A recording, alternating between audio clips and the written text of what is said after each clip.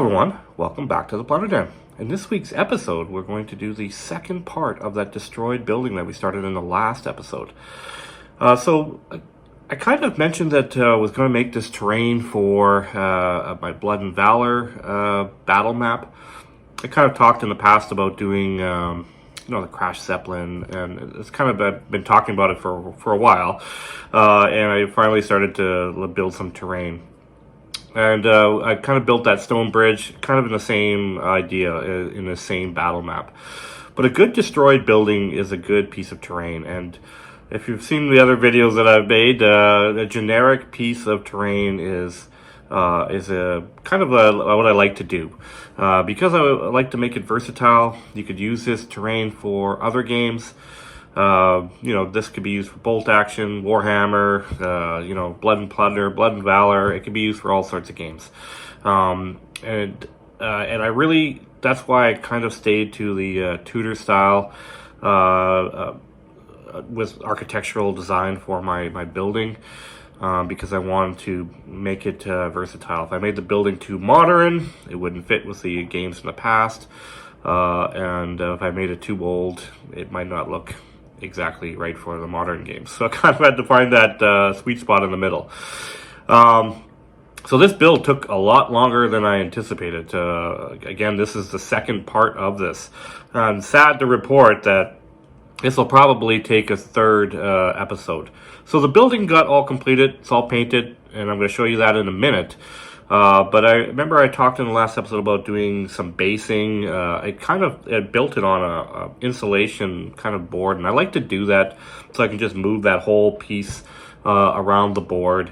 And it kind of like has, there's more to it than just a building. There's, I'm going to be having rubble and stuff like that, so there'll be other places for miniatures to hide in, and I kind of like, kind of similar to my jungle terrain that I built in the past. I like to have it so I can really play through that piece of terrain and it's not just one structure. So that's kind of the idea behind the whole thing in the first place. So let's take a look at it. This is where I'm at right now. And like I said, the building is pretty well done, as you can see. Really happy how this came out. We got the front that's pretty well kind of intact somewhat. The glass windows are destroyed. And this side of the building, you can see we're starting to take some severe damage. We got some holes, we got some broken windows, framing, and then go to the back and it's completely destroyed. So we got that all completed. Let's take a look at it. I almost felt like I was kind of building a dollhouse here. But anyways, pretty happy how it came out. So sadly, I'm going to have to do a third episode because I want to address this base. You can see that I started on this kind of like a street corner on here, but I really wanted to have this area. That's why I left it a little bit larger, so I can make that pile of rubble and really get this all completed. And so we'll have to do that in a third episode. And I haven't done too much basing in a video, so I think this will be another good topic. But the building is complete, and we're ready to head it on to the table. All right, if you guys like what we're doing here in the Plunder Den, make sure you smash that like button and consider subscribing to the Plunder Den and get first-hand information when I start these kind of projects. All right, guys, let's get down to the table and let's start painting and crafting.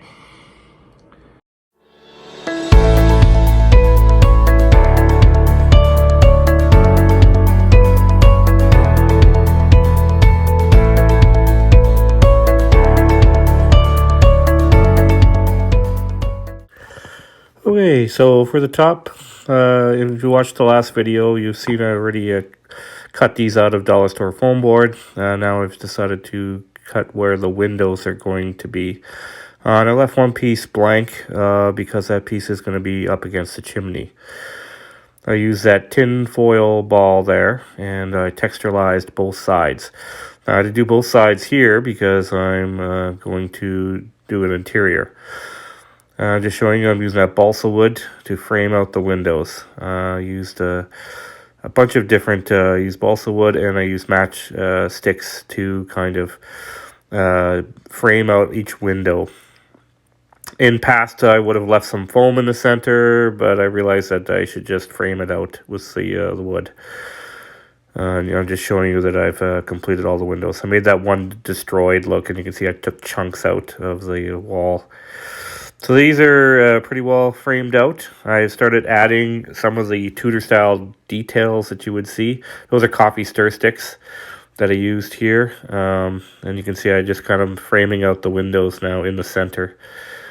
Now I usually do this before I put the glass in.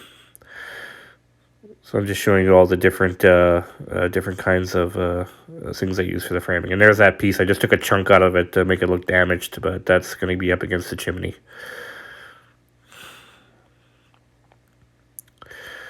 So just showing you how much more actual wood I actually added. I added quite a bit to give it a real damaged look. I splintered. And how I did that is I just bent it in scissors, or I just snapped them in half. Kind of put a little square in the middle of that other one because I want to put a logo or some kind of symbol on the building. And now I'm going to a dark tone wash. And why I'm doing that is I'm going to wash these framings out.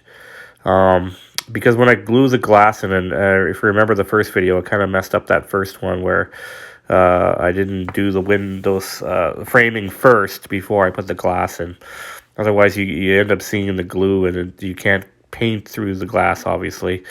So I had to do that first. So this worked much better. I learned my lesson from my first window.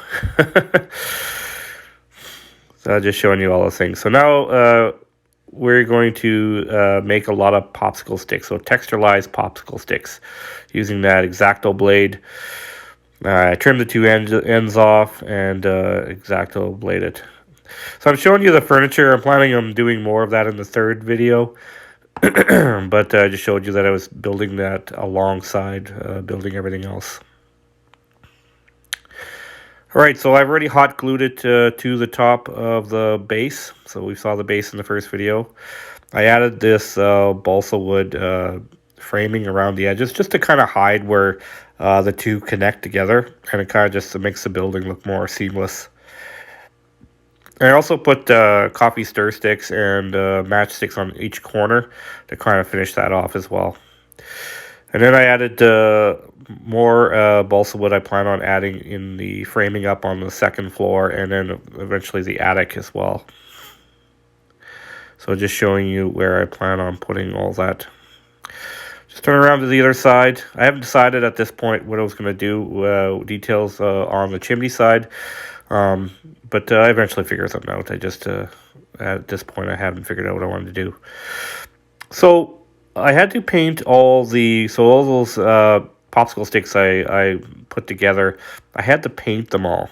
And why I did that is because they're going to be flipped upside down, and it's too hard to paint it once I glue them in. So I'm going to leave the tops of them exposed, which I'll do in the final paint job. But the bottoms I had to paint as well. So I started with matte black, and then I kind of made a miniature paint version of my primers. I use these other colors here, oak brown and fur brown from Army Painter, with a black matte black coat. If you add those three colors together, you get something similar, actually very close, in fact, to the primers I like to use on my terrain. With that real brown and bark brown and all those other craft colors I like to use. So here it is. Here's them finished. I painted them all up. And you can see that they got that same rustic look. Now these will be flipped upside down, so it seems like I'm making all this effort, but it's the interior, right? So you want to have it colored the same. So I kind of added some timbers in here, some more balsa wood. I added these after I painted those other ones, and just to have more support for my floorboards. So now you can just see my hand. But I'm just kind of testing, placing where the boards are going to be, and seeing if everything fits nicely.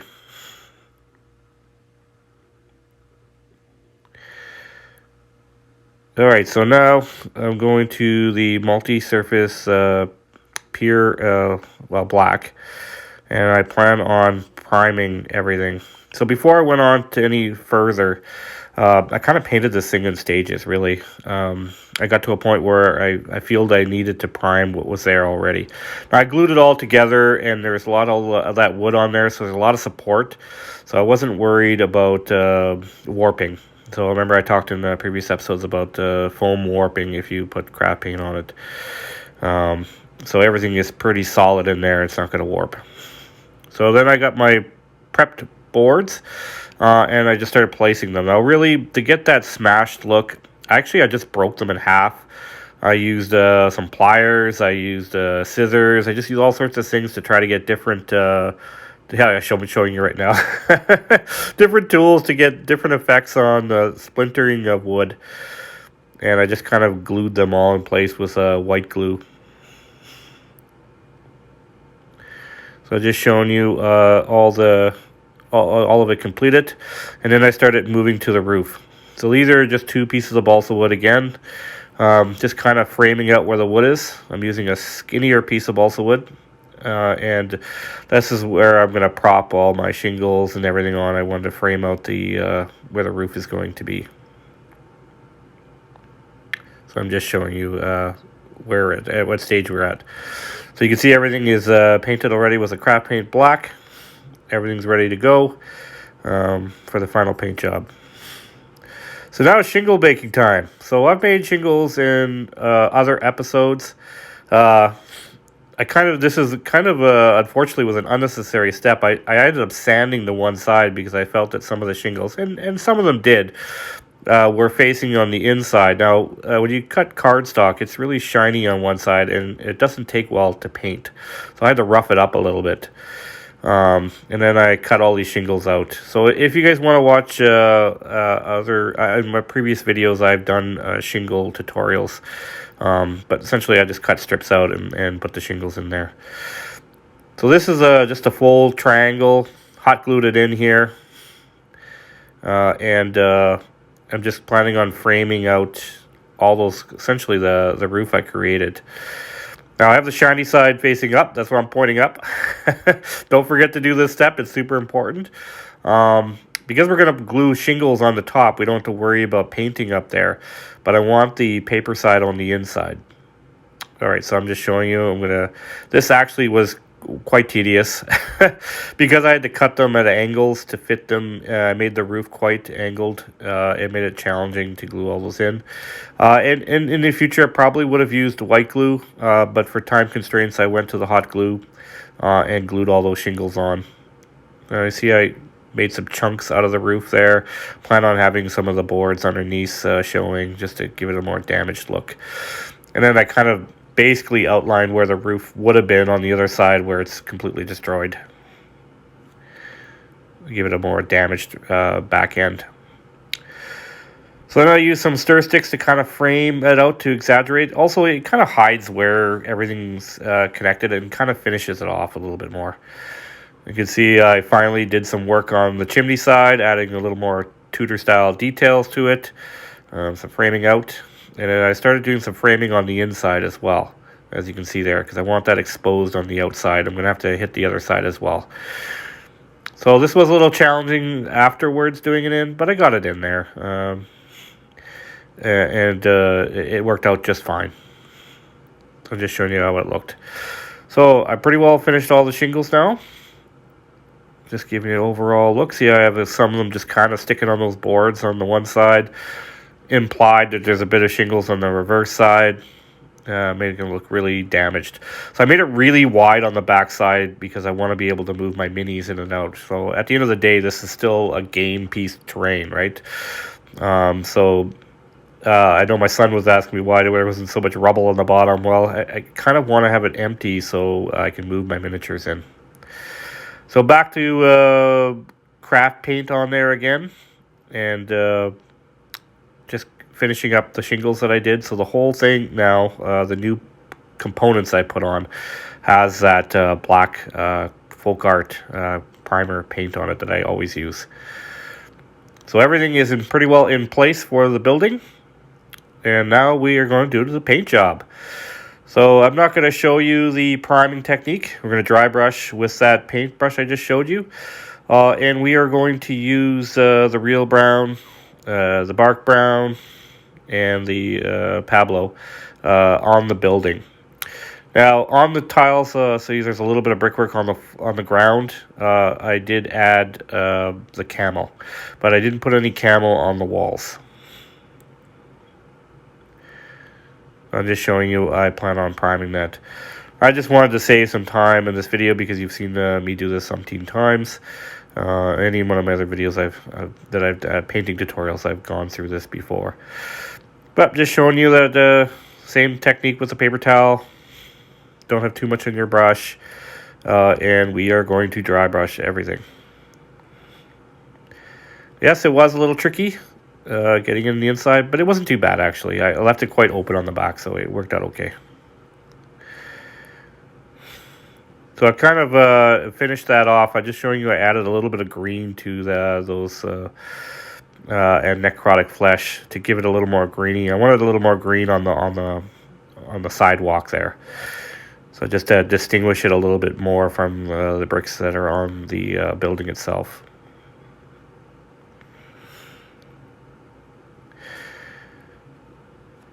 So then I'm going to go to the bark brown and then yellow ochre mix that I've done in the past. What I did for the wall on the bottom. So of course I want it all matching. And it's kind of the dark undertone. And so we're going to hit all the walls on the inside, on the outside with that. It's a darker color. Now I'm going to put different... highlight it with yellow ochre afterwards to really give it some depth. And I actually went back a few times because even after I did the first highlight with yellow ochre on its own, it wasn't enough. I had to go back a few times. So now I'm showing you exactly what I was just talking about. So I went back to just the yellow ochre. Again, this is a repeat from the beginning. I did the same thing on the base. I just want the whole building to match. And then I went back in with a smaller dry brush and kind of highlight it, as I usually do, from the center, work my way out. Now, I didn't really, even in the tight areas, wasn't super careful. Yeah, I usually just kind of fill it in. You can always go back and... add colors to the boards, and it gives you a kind of interesting feel to the actual trimming and stuff like that. So I didn't mind having a little bit spilled over, and I was able to paint it over. I plan on putting grays and browns on those boards anyways. So I'm just showing you I'm planning on doing the whole inside as well. So the shingles, I came up with I didn't want to do a full-on green like I did before, even though I do like that kind of color. I did put the 3 browns down I usually do, the real brown, the bark brown, and the Pablo.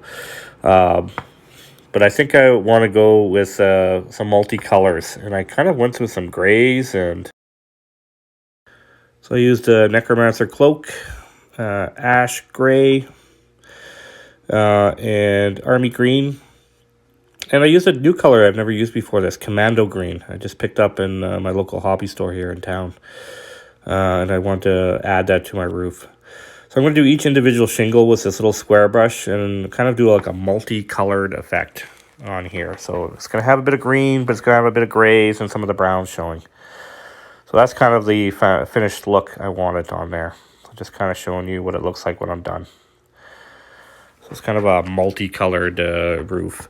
Something different. I kind of try to do something different every time out. So a lot of the buildings don't look like the same building all the time. All right, so then I'm going to start working on this crest. Lay down some dragon red first. That's a dark red. Then I'm going to add some pure red to add some highlights. And I'm planning on just doing a white cross on X on it, sorry. So use a little bit of white and then add some mummy robe on it just to give it a little bit of an off-white so it's not in your face bright white. All right, so then I plan on doing similar to the bottom. I did the battle damage, like scarring from explosions and fire.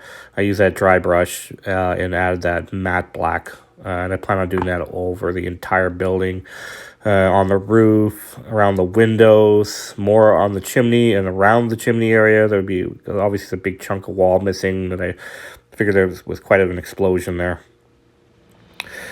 All right, so this is kind of the finished product. I just wanted to give you a once over. I actually did manage to get those minis finished. I mean, just finished. Unfortunately, I didn't get the base done, but we'll do that in a separate video. But I'm just showing you the interior, and I just wanted to add some minis in there just so you can see in perspective of how it all looks.